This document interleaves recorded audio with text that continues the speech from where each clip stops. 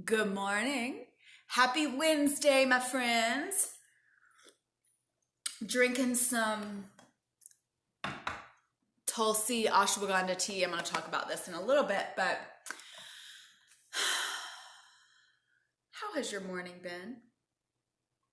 Mine's been a little slow moving today, but 'tis the season. It's like super foggy and it's very witchy looking out there, which makes me want to brew things in the kitchen. So today we are talking about top herbs for the nervous system. Good morning, Corey. Good morning. So glad to see you here. Top herbs for the nervous system and herbs that we can easily work with in the kitchen. Make some delicious drinks. I'm going to talk about actually some foods that we can make today as well. But first, welcome to my blue chair. I have been doing blue chair sessions when I get a little preachy. But we want to set the scene. So I have over here, I have a little table that I brought with me with my candle, some of my organite. I have another little traveling altar with some stones in there and a butterfly wing that my niece put in my little altar last time she was here. And I've got my tea. So we've set the scene. I took some breaths. Let's transition and intention. So, hey Vaughn. So good to see you here. So if you would like to transition with me, place your hands anywhere on your body. Close your eyes. Take a deep breath in. Feel your energy coming back into your body. If you've been running around or having conversations or looking at news or looking at the internet today, our energy tends to go out like this. So let's imagine it coming back to our body, sending it down into the ground. And just declaring that anything that we've done earlier today is complete. And we are now moving into a new experience in our day. So my intention for the next 15 minutes or so with you is to have fun, to speak from the heart, to share my love of plants with you, and to convey the information in a fun and simple way so you can learn too. So if you have an intention for your day or for this session, you can write it in the chat or give a thumbs up or a heart or something like that. And beautiful. So here we go. Top herbs for your nervous system. One, and this is obviously my favorite, you'll hear me talk about this one all the time, is lemon balm. And lemon balm is so good for your nerves, and not only for your nerves, but perfect for right now because it is antiviral, highly, highly, highly antiviral. So lemon balm is a calming nervine, which means when you drink it or eat it, it has a slight sedative effect on your nervous system. And it really helps you. It's like that gentle, almost if someone's rubbing your back a little bit. It gladdens the heart.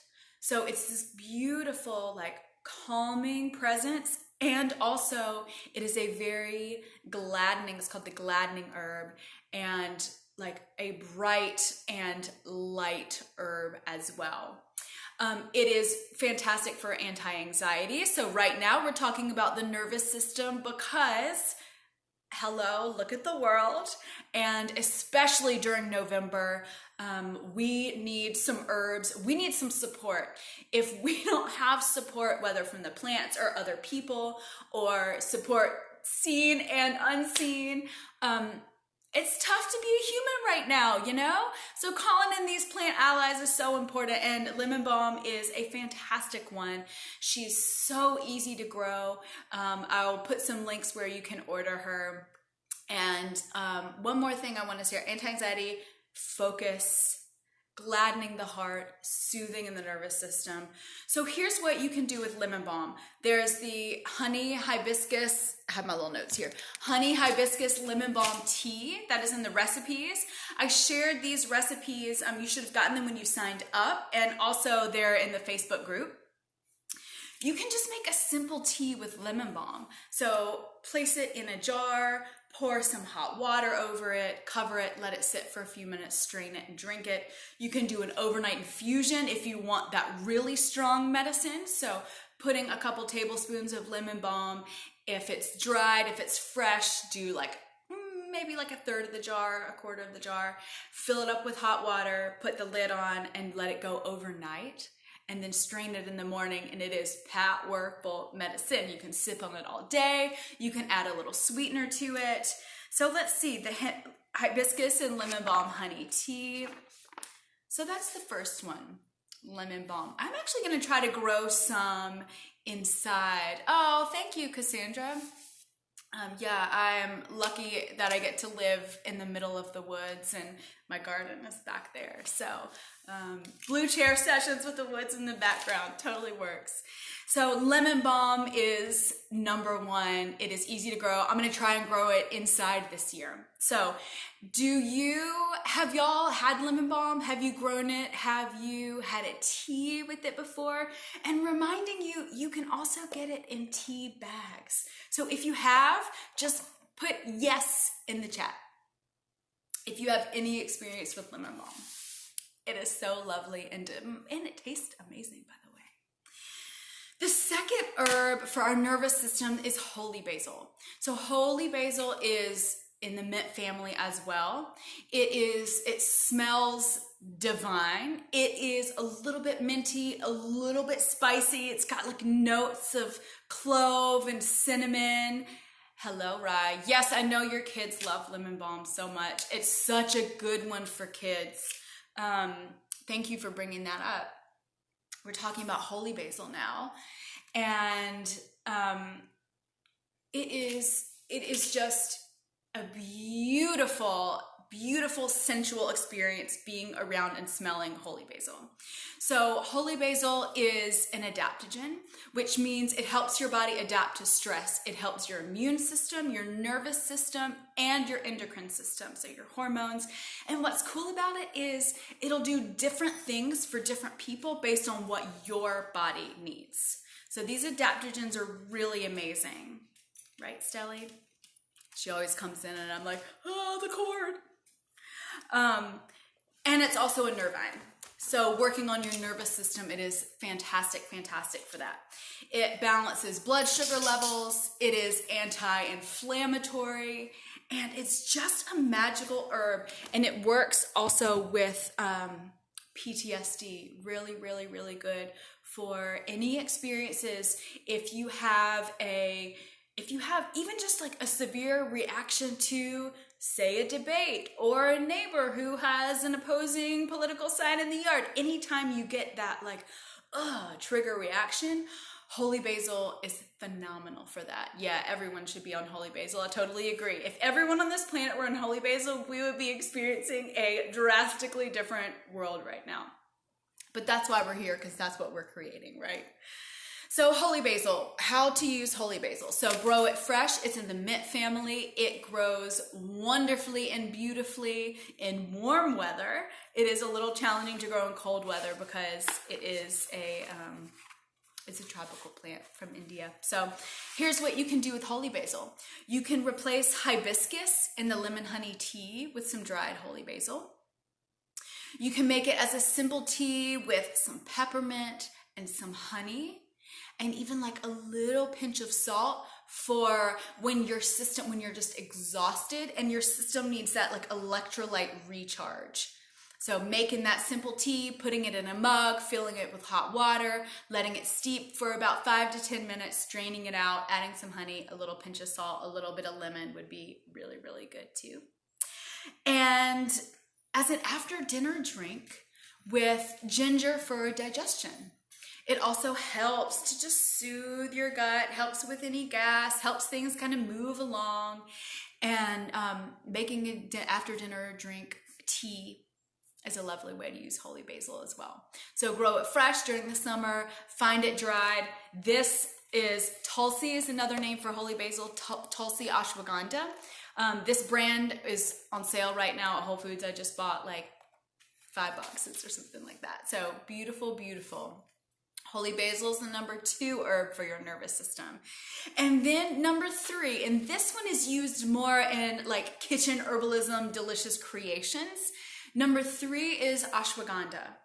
And ashwagandha is another adaptogen, so working on your nervous system, also your immune system. If you've heard of ashwagandha or even used it, put yes or give me a thumbs up. Just want to see how familiar we are with it.